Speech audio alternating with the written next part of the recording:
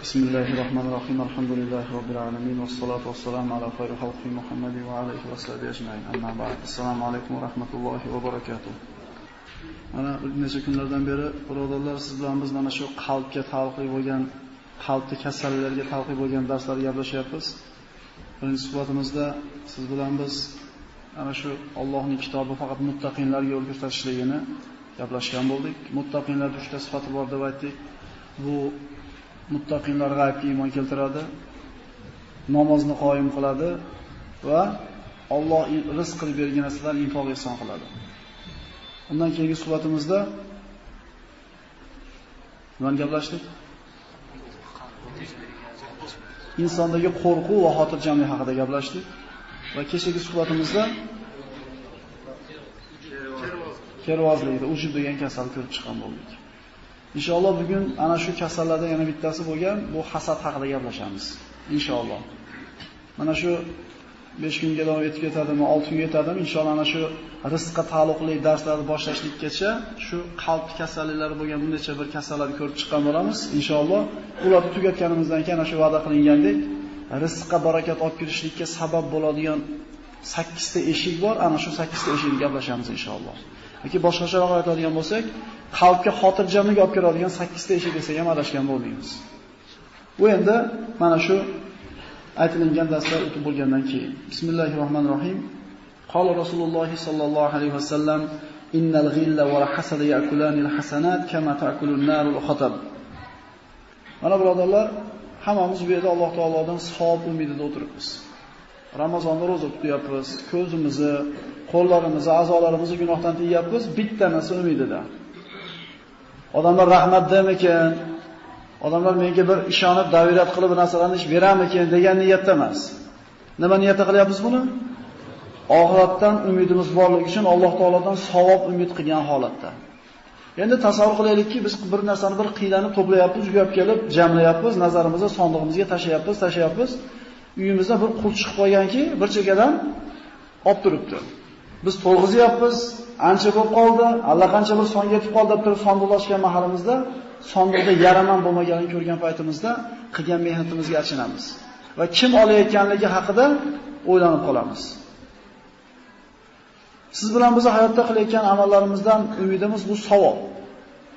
Mana shu savobni qiylanib kim pul bilan, kim joni bilan, kim moli bilan, kim harakati bilan to'playapti-yu, lekin shunday bir kasal bor ekanki, bu savoblarimizni yo'qib tashlaydigan kasal bor ekan. Bu hasad. Rasululloh sollallohu alayhi vasallam marhamat qilyapti. Albatta, g'illa g'ashlik, ya'ni musulmonlarga nisbatan qalbingizda gina kuduratda bo'lishligi va musulmonlarga nisbatan qalbingizda hasad degan marazni bor bo'lishligi hasanotlaringizda yeb tugatadi, xuddi o'tinni olov yeb tugatgandek. Rasululloh sollallohu alayhi vasallam aytadi: "Meni ummatim 3 ta narsadan hargiz qutula olmaydi" deydi. Ya'ni 3 ta kasal borki, insonlar hech qaysi bu kasaldan omon bo'la olmaydi. Bulardan bittasi yomon gumon, ikkinchisi hasad va to'rtinchisi uchinchisi shumlanishlik deydi. Hasad degan kasal har bitta insonning qalbida bo'ladi, xoh mo'min bo'lsin, xoh kofir bo'lsin. Endi kofirdi-yu, yo'qotadigan hech narsasi yo'q. U har qancha hasad qiladimi, gina qiladimi, unga bo'laveradi. Chunki oxiratdan umidi yo'q uni. Albatta boradigan joy jahannam bo'ladi. Endi musulmonga ozgina alam qiladi. Qiylanib ovqatini, sharobini qo'ysa Allohning roziligi uchun. Qiylanib uyqusidan turib namozni o'qisa, qiylanib topgan pulidan Allohning yo'lida infoq ihson qilsa-yu, lekin shu qilgan ishini savobi solinadigan paqiri teshik bo'lsa-da. Daryoga borasiz, suvda paqirni olasiz, uyga kelgunizcha tayda teshik borligi uchun bo'sh bo'lib qoladi. Yana borasiz, olasiz, kelgunizcha to'kilib ketaveradi. Paqirda tayda teshik borligini bilmagunizcha, ana shu teshikni yemamagunizcha sizni bu mehnatingiz habada bo'laveradi. Xuddi shunga o'xshagandek, agar biz siz bilan biz qalbimizda g'illag'ashlik, hasad degan kasalni chiqarmas ekanmiz, bizni qilayotgan savoblarimiz Rasululloh hadisda marhamat qilgandek, kuyib ketayotgan o'tinga yoki yog'ochga o'xshab turaveradi. Mana odamlar mana shu 3 ta kasaldan hargiz qutula olmaydi Rasululloh sollallohu alayhi vasallam. Birinchisi gumon. Ya'ni gumon degan narsa, mana aytamiz, falonchi uyga borib chaqirsak, hadeb chiqavermasa, uxlayotgan bo'lsa kerak-da. deb gumonga boramiz. Yoki biror bir majlisga yig'ilishga aytgan bo'lsak, kech qolib kelsa, ha o'zi beparvo. Bizda albatta nimagadir yomon gumon keladi kallamizga. Ha, xufton namozini o'qimagan bo'lsa, xuftonni o'qiyotgandir yoki bo'lmasam namoz o'qib o'tirib yoki Qur'on o'qib o'tirib eshitmayotgandir degan yaxshi gumon kelmaydi, albatta nima deymiz? Bu atay chiqmayapti deymiz. Meni kelishim bilardi deymiz, o'shuning uchun chiqmayapti deymiz. Bu bizni to'g'ritmaydi. O'shuning uchun aytilgan vaqt kelmaydi. Hadislarda keladi. Bir musulmon birodaringizdan bir ayb ish bo'lsa, shu ayb ishni bir sabab bilan qilgandir, bir uzri bordir deb 100 ta uzr qidir unga deydi. Agar 100 ta uzrni topamasang, 101-uzrni qidir deydi. Ya'ni birodaring haqida hech qachon yomon iymon keltirganlar ko'p gumonlardan tiyilinglar dedi Alloh taolo Hujurat surasida. Chunki ba'zi gumonlar nima deydi? Gunoh deydi. Yomon gumon hammada bo'lar ekan, xususan mo'min bu narsadan qutulishligi kerak. Payg'ambarimiz aytayapti, qutula olmaydi deydi. Yaxshi gumon qilib qo'yaylik deymiz. Ichimizdan bittasini chiqib qoladi, esimizga keladi. Haqiqatan yaxshi gumon qilib qo'yaylik. 10 marta vaqtida kelgan aytilgan vaqtga bir marta kech qolsa albatta yomon gumon qilamiz. Mana shu narsadan ehtiyot bo'lishlik kerak. Ikkinchisi hasad. Mana va idza zananta fala tuhaqqiq. Payg'ambar sollallohu alayhi vasallam agar gumon qilsang, kavlashtirma deydi. Ya'ni shu odamning mashinasi bir nojo'ya joyda turibdi-da, nojo'ya mahalda. Shu bir ishi bor. Ya'ni gumon bu. Alloh biladi, buzilib qolgandir, tashlab ketgandir joyga mashinasini. Mingta uzr bo'lishi mumkin, lekin biz yomon olamiz. Ya'ni agar shu yomon gumon ikkinchi marta ham ushlab turganini ko'rsang, nima qilma deyapti? Kavlashtirma deydi. Buni tagiga yetish kerak. Bunda bir gap bor. Shu gapni gapirayotgan odam zamonasining ilg'or odami, majlisda ziynati bo'ladi. Chunki davrani qizitadigan odam shunaqa odamning gapi bilan qiziydi. Ikkinchisi hasad. Fa iza hasadta fala tabghi. Hasad bu nima? Mana ikkita narsa bor. Havas bilan hasad. Aytamiz, hasad degani bizning tushunchamizda o'sha birovdagi narsa sizda bo'lishligi. Shundaymi? Havas unda nima? Nima havas?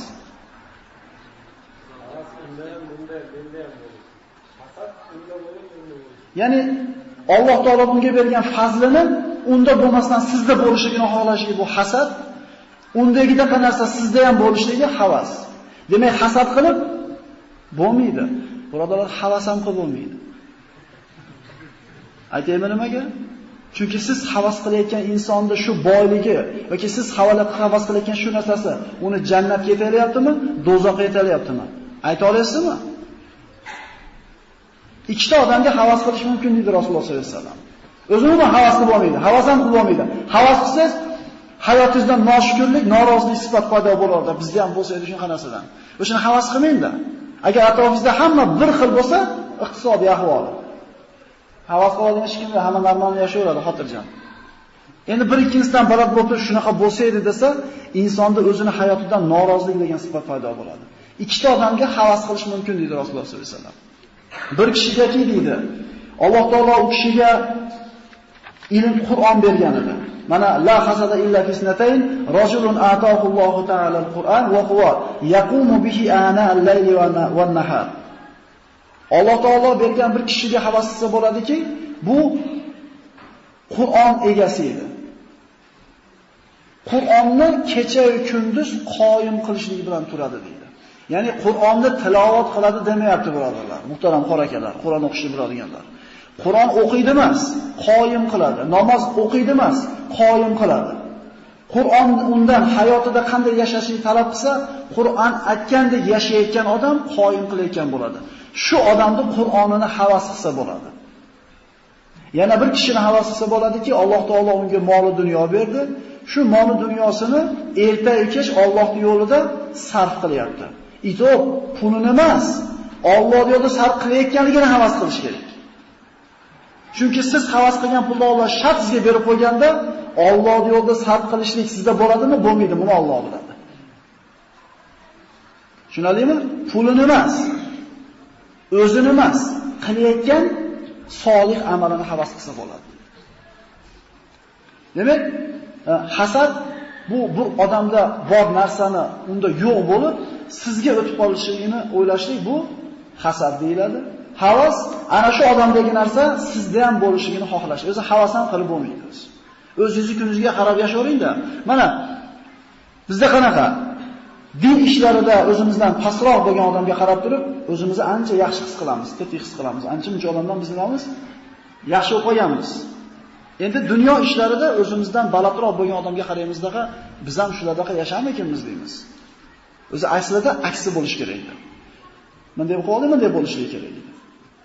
Dunyo ishida bizdan ko'ra holi xarobroq odamga qaraganda qalbimizda xotirjamlik, Allohning bergan kuniga shukr degan sifat paydo bo'lardi. Din ishlarida o'zimizdan yuqoriroq bo'lgan odamga qarasak, shularga qarab yetish kerak degan havas paydo bo'lardi. Shunda inson xotirjam yashardi. Bizda ana shu o'lchovlar teskari bo'lib qolganligi uchun hammani hayotida muammo yetarli birodarlar. 10 ming bo'lganda ham normalni bo'ladi deyapmiz, 10 ming bo'lyapti, normalni bo'lmayapti. Chunki 10 mingga yetganingizda 20 mingni ko'rinyapti ko'zingizga. 30 ming qilganingizdan keyin 100 minglik ko'rinyapti ko'zingizga. Bu tog'ning cho'qqisiga o'xshar ekan. Tog'ning cho'qqisini ko'rganingizda mana shu eng baland cho'qqidir, chunki u yog'i ko'rinmayapti-da. Chiqqaningizdan keyin orqasidagi cho'qqi keyin ko'rinar ekan. O'shuning uchun birodarlar biz o'lchovni to'g'rilab olishimiz kerak. Agar bir odamda hasad qilsang deydi, yuzaga chiqarma deydi buni payg'ambar sollallohu alayhi vasallam. Nima degani bu? Hasad qilasan, yomon ko'rasan, tiling bilan, qo'ling bilan ko'rsatib qo'yma buni deyapti.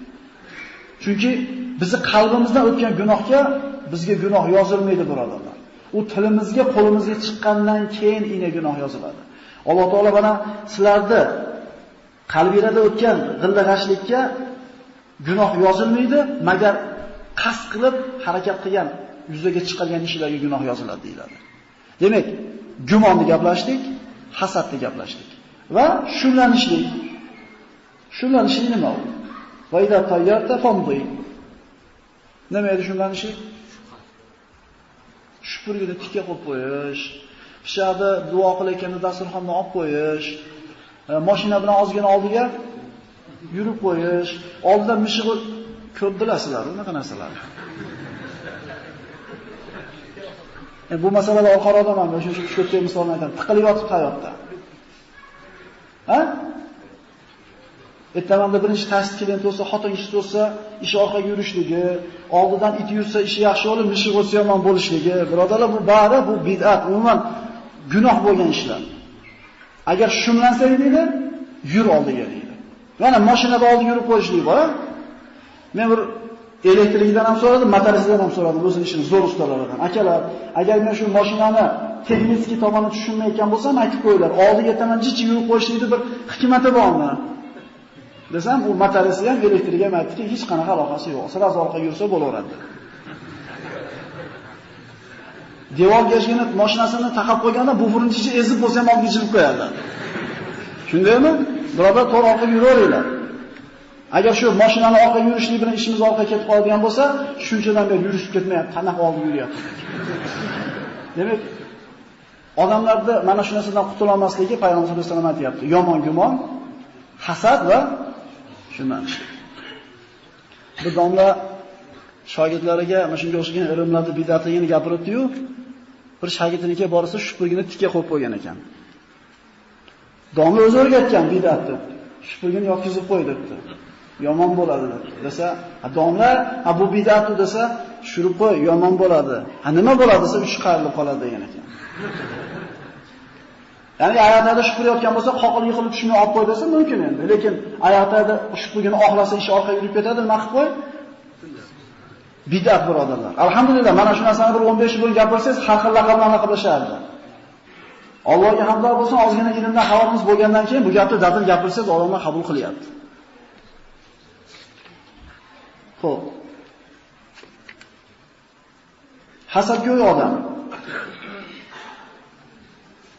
Odam mana o'zini qalbini qanchalik tarbiya qilishligi bilan hayotini shirin yoki achchiq bo'lishiga o'zi bir to'g'ridan to'g'ri sabab bo'lib qolar ekan. Mana ikkita odamni olamiz. Bittasining qalbida hasad bor, bittasining qalbi hammaga nisbatan sof. Ikki xil odam bir xil holatga tushadi. Ko'chada ketayotganda hasadgo'y odam yomon ko'radigan odamning chiroyli mashina minib o'tib ketganligini ko'rdi. Uyga kiradi, uyga kelganda bola chaqasi uyda yo'q, nariyoqqa ketibdi. Svet ham o'chib qolib o'chashgandek, jim o'tirish kerak.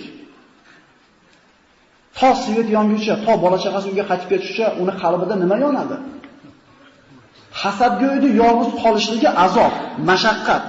Chunki hayga o'tib ketgan mashina ko'zga kelaveradida, qaynaveradi ma'ta.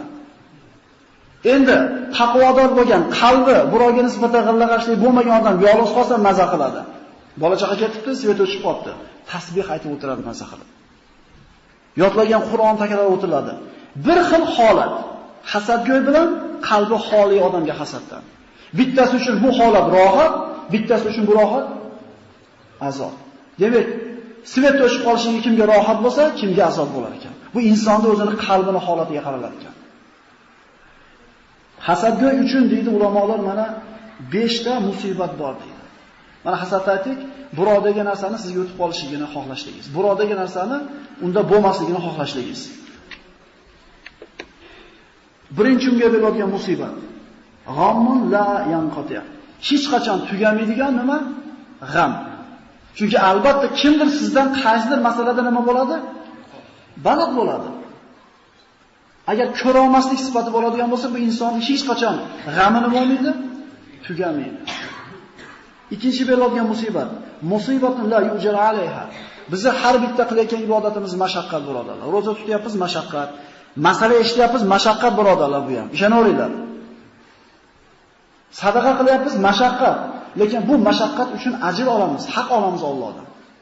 Lekin hasadgo'y ham mashaqqat chekadi, hasadgo'y bo'lgan, lekin bunga ajr olmaydi. Uchinchi bo'ladigan musibat mazammatun la yuhmad biha. Malomatga qoladi, mazammatga qoladi, maqtalmaydi bunaqa odam hech qachon. Haqni gapirib qo'yib dunyoda malomatga qolgan bo'lsangiz, qiyomatda maqtalasiz. Haqni gapirib odamlarni yomon degan bo'lsa, mazammatga uchragan bo'lsangiz, qiyomatda Alloh taolo darajasizni ko'taradi. Lekin hasadgo'y dunyoda mazammat ham qilinadi. Oxiratda bunga ajr olmaydi. To'rtinchidan, Alloh azza va jalla bu bandasiga g'azab qiladi. Chunki Allohning bergan fazli marhamatini bandalarga shoshib qo'ygan marhamatini ko'ra olmayapti.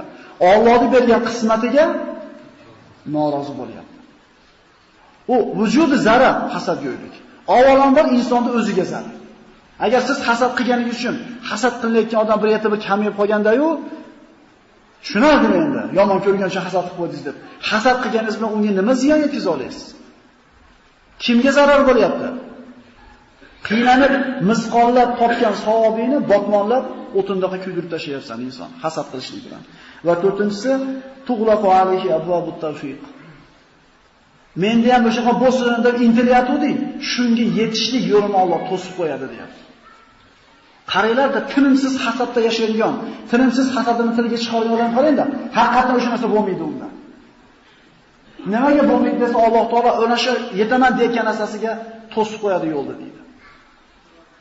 Havas qilganida ehtimol yetishi mumkin, lekin Allohning qismatiga norozi bo'lgani uchun Alloh taolo hech qachon bermaydi unga narsani. Umrining oxirigacha hasad qilib o'tib ketadi bu odam. Mana Rasululloh sollallohu alayhi vasallam sahobalardan biridan rivoyat qilinadi.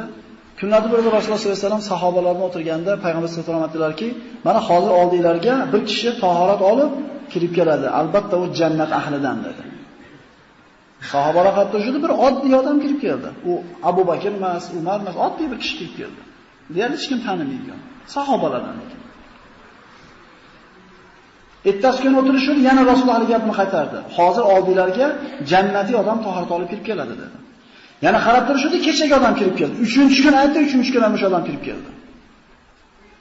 Abdulloh ibn Amr roziyallohu anhu aytdiki, bu odamda nima ishi bor ekan? Jannati deyapti Rasululloh sollallohu alayhi vasallam dedi. Hali kishining uyga bordida aytdiki, birodar dedi, otam bilan chinga kelisha olmay qoldik, 3 kunga kirmayman deb bir qasam ichib qo'ydim. Shu uyingizda 3 kun tunasam maylimi dedi. Islomda birodarlar, mehmonda 3 kun haqqi bo'ladi. Ishga kiramiz deymiz. Ya men shundan qaytaman. Ketayotganda bir aytib qo'yamiz, ishga kirar deymiz. U ham biladi ichingizdagi narsani, siz ham bilasiz uni ichingizdagi narsani. Mehmonda haqqi 3 kun. Birinchi kun o'zingiz yeyotgan ovqatdan sal ziyodaroq ziyofat qilib berasiz. Ikkinchi, uchinchi kuni o'zingiz yeyotgan taomdan beraverasiz. 3 kungacha so'rab bo'lmaydi nima keldingiz dedi. Bu hayol birodarlar. Hozirgi zamonda aqlimizga mehmonxona degani, hoji aka, mehmonxona degani. Ana shu mehmon kelsa, indamasdan kelib yotib qolish kerak bo'lgan xona edi. Hozir mehmonxona degan faqat ziyofat qilganimizda, iftor yoki to'y qilganimizda kirgizamiz mehmonxonaga, boshqa payt u mehmonxona emas. Otalarimizning ichki tashqi hovlisi bo'lgan. Tashqi hovliga shuni kirib kelavergan, hojatxonasi ham bo'lgan, yotoqxonasi ham orqa tomonda ayollarga xotin xalajga og'ir demagan, qo'shib turlar demagan bizga o'sha. Chunki ular to'yda rashatini olmaganda sahna qilib. Aylantirib yusagan sahna kerak bo'lsa, ko'proq to'f. Ular bunaqa ham bo'lgan emas. Ularda mehmonning hisobi bo'lgan, uyning o'rtasiga solgan, uy planda. Narigi tomon ayollar tomon, bu erkaklar tomon bo'lgan. Har kishi 3 kun qoladi. Abdulloh ibn Amr 1 kun qarasa, namozini o'qidi, xutonni o'qidi, bismillah dedi, Allohu akbar deb yotdi uxladi. Ertaman turdi, har oddiy mo'min qiladigan ishni qildi. 2-chi kun qarab turdi, 2-chi kun ham hamma qiladigan ish, birorta bir oshiqcha ishi yo'q. 3-chi kun qaradi, 3-chi kun ham hech bir oshiq. Kechasini turib namoz ham o'qiyotgani yo'q oshiqcha. Jabr sadaqani do'ndirib, sadaqa ham qo'rmayapti. 3-chi kun ketyapti, xayrlashadi va aytdiki, taqsir, meni siz yuzga kelishimdan maqsad mana edi. Rasululloh sizni jannatiy degan edi. Shuni sirni bilgani keldim dedi. Siz ko'rgan ishdan boshqa oshiq ishim yo'q dedi. Abdulloh ibn Amr orqasiga qarab ketib qolib, to'xtang dedi. Ha, bitta ishim bor dedi. Har kuni kechqurun uxlayotganda qalbimda hech qaysi musulmonga nisbatan g'illag'ashlik, hasad bo'lmaydi menda dedi. Meni qalbim hammaga nisbatan sof dedi. Abdulloh ibn Amr aytdilarki, ehtimol shu bo'lsa kerak siz jannatga kirib ketgan amalingiz dedi. Qiyinmasa, pul ketmaydi bunga. Vaqt ketmaydi bunga.